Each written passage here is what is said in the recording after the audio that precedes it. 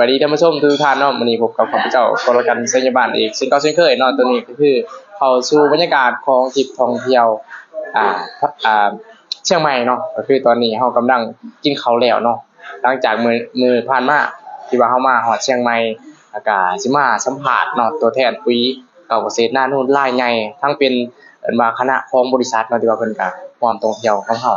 เพิ่นมีความประทับใจแล้วก็รู้สึกแนวใดแน่ที่ว่าได้มาเที่ยวเนาะกันครั้งนี้เนาะสบายดีอาจารย์แนะนำชื่อหน่อยจ้ะ เจ้าสบายดีแล้วเจ้านะเขาจะใช้วงเนาะเป็นตัวแทนปุ๋ยกับเกษตรนาโนของเมืองท่าแตงของเซกอง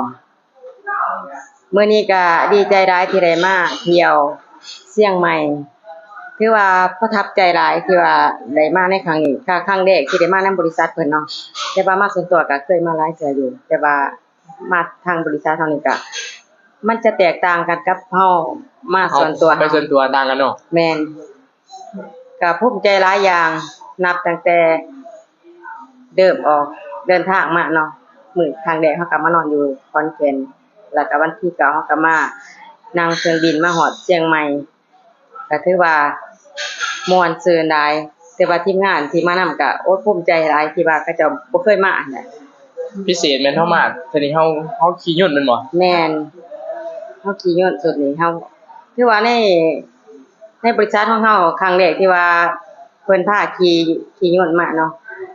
ส่วนหลายก็เป็นแบบ แม่นจะไป พาขี่รถบัสบ่ได้ว่ารถตู้เนาะ ไปรถตู้หรือว่ารถบัสที่ว่าไปเที่ยวกรุงเทพเนาะคือไปพัทยาไป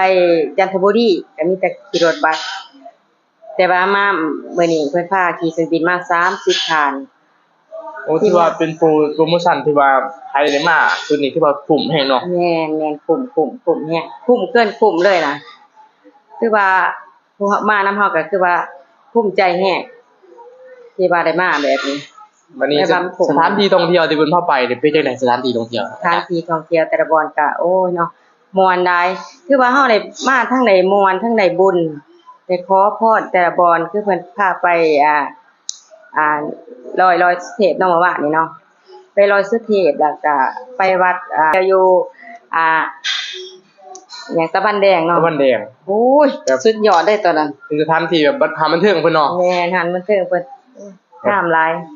สำหรับโลกก็ว่าหลายเลย แม่ ว่าสุดยอดเลย บ่เคยไปได้แบบ ขนาดว่ามื้อนี้หมู่บ้านนี่เป็นเพียงน้ำย่อยเนาะน้ำย่อยเพราะว่าเฮาลงเครื่องแล้วเฮาก็ไปเที่ยวโลดมันก็มีเวลาน้อยเนาะมื้อนี้เป็นมื้อที่ว่าเฮาไปเที่ยวแบบ 100% เนาะ แม่นรู้ใจเลยมัน โอเคอยากให้ทางอาจารย์เนาะฝากสำหรับผู้ใดอยากมาเที่ยวแบบเฮานะ ก็จะฝากทางอ่าทีมงานที่บ่ทันได้มาเนาะก็อยากให้มาเที่ยวนำกันเด้อที่ว่ามาในครั้งนี้ประทับใจหลายแล้วก็มีคลิปต่อๆไปอีกก็จะมีเที่ยวลา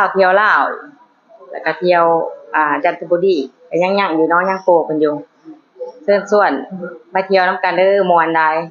คันได้ไปนำกันได้สิฮู้ว่ามันเป็นแนวใด โอเคขอบใจหลายอาจารย์